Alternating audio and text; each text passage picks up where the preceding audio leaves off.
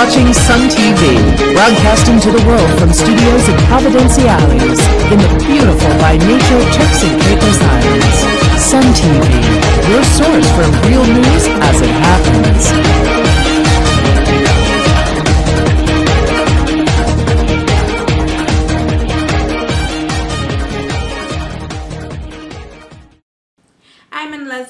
And thanks for watching. In our top story today, the Court of Appeal has ordered a retrial for Jamaican Mark Thompson, who was previously found guilty of killing his girlfriend, Keisha Parnell, on September 10, 2008.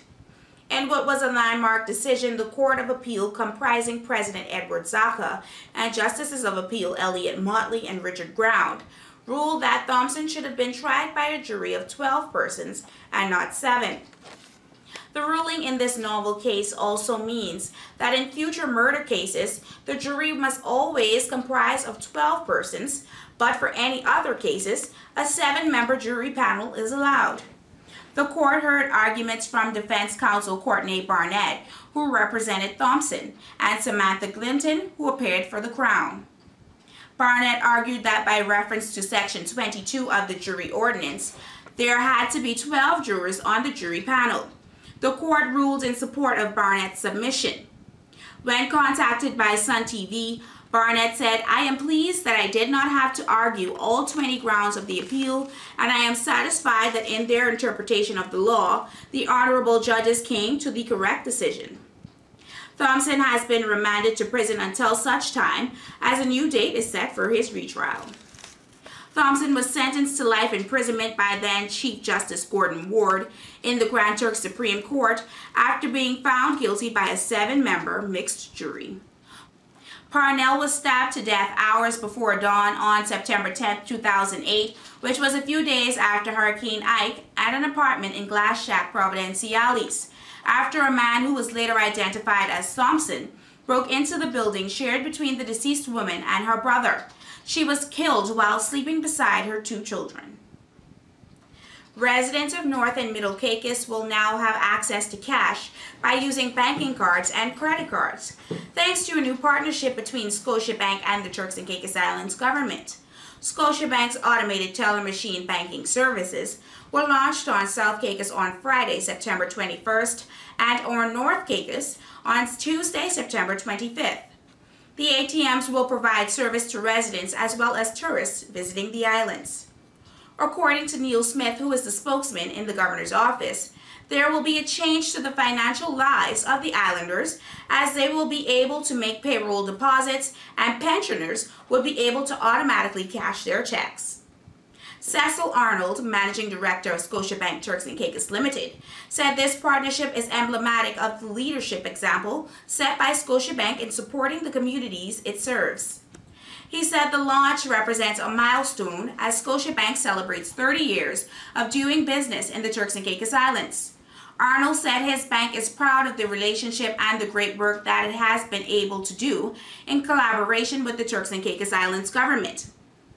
His Excellency Governor Rick Todd, who attended the opening ceremony, said that when the government negotiated its new banking arrangements, the improved provision of financial services on the Family Islands was a key part of what is set out to do.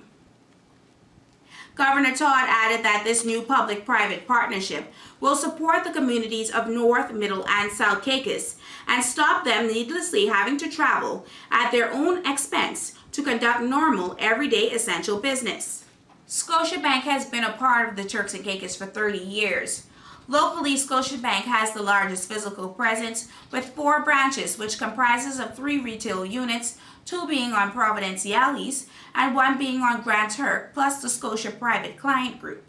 Representatives of the U.S. Embassy in Nassau, Bahamas will meet informally with American citizens living in the Turks and Caicos Islands. They will meet with them at 4 p.m. at the Somerset Resort and Hotel in Providenciales on Sunday, September 30th. According to the U.S. Embassy spokesperson Elizabeth Moxie, the representative will answer questions and hear American citizens' concerns on topics of mutual interest. All American citizens in the TCI are asked to make a very special effort to attend. This is Sun TV, real news as it happens. We'll be right back. Carambola Grill and Lounge on Airport Road is open 7 days a week for breakfast, lunch, and dinner. We have the largest and most affordable menu in the Turks and Caicos Islands. Carambola offers an excellent blend of local and international dishes in a fully air-conditioned and relaxing environment. Dining at Carambola is always a moment to remember. We also offer free shuttle service from hotels, full catering, and event planning. Plus, free delivery for 10 orders or more. Just call Carambola at 946-8122.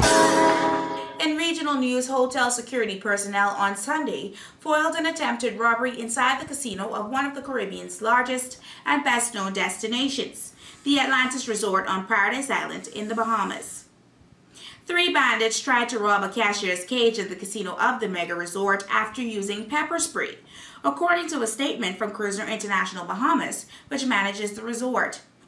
Resort officials said the robbery attempt was not visible to casino patrons, as it occurred in an employee-only area behind the kiosks where people collect their winnings.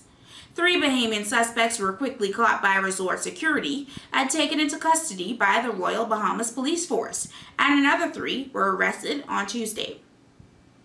As a precaution, 16 resort employees were taken to a local hospital after breathing in pepper spray. They were all expected to be treated and released. With roughly 4,000 rooms, Atlantis is amongst the largest Caribbean resorts. It is known for its water slides and fantastic pink towers and covers about 3/4 of Paradise Island, which is just off the island of Nassau. It's the largest employer in the Bahamas with more than 7,000 workers. And finally, in international sports, the NFL conceded Tuesday that a bad call cost the Green Bay Packers the game while upholding the Seattle Seahawks' victory.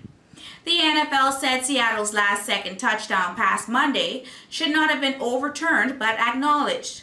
Seahawks receiver Golden Tate should have been called for offensive pass interference before the catch for a 14-12 victory. On the final play of Monday Night Football, Russell Wilson heaved a 24-yard pass into a scrum in the end zone, with Seattle trailing 12-7. Tate shoved away a defender with both hands, and the NFL acknowledged Tuesday that he should have been penalized, which would have clinched a Packers victory. But that cannot be reviewed by instant replay. Tate and Green Bay safety MD Jennings then both got their hands on the ball, though the Packers insisted Jennings had clear possession for a game-ending interception. That's our Sun TV News package for today, September 25th. Join us tomorrow when we bring you more real news as it happens, directly to your computer, mobile phone, or your tablet. Until then, I'm Leslie Garland, and thanks for watching.